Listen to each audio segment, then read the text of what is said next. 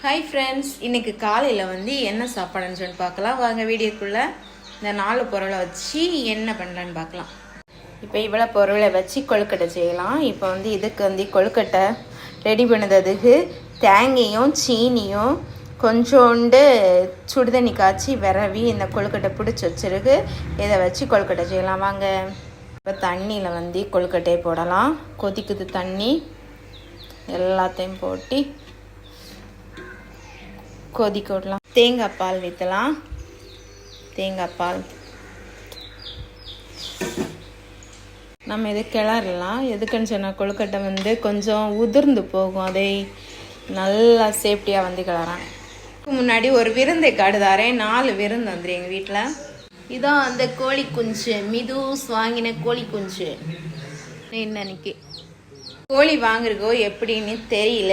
எங்கே ஒரு வாரம் தான் வீட்டில் நிற்கும், அதோட செத்துடும் நான் நினைக்கிறேன்.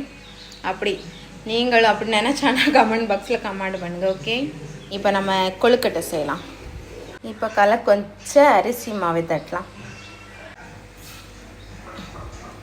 இப்போ நம்ம இதை கிளறிக்கிட்டுட்டே இருக்கணும்.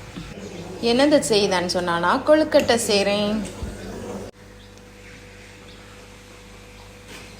செம்ம டேஸ்ட்டு. ஆக மொத்தம் நான் இப்போ தான் கொழுக்கட்டை செய்தேன்.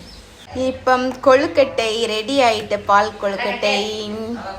இப்போ நம்ம சாப்பிடலாம். கொழுக்கட்டை ரெடி ஆகிட்டு ஃபஸ்ட்டு நான் செஞ்சு சக்ஸஸ்ஃபுல் ஆக்கிட்டு என்னல 2 வாட்டி நாங்கள் வீட்டில் செஞ்சோம். ஒரு வாட்டி மிதுஸ் செஞ்சேன், இப்போ வந்து நான் செஞ்சேன். இப்போ வாங்க சாப்பிடலாம்.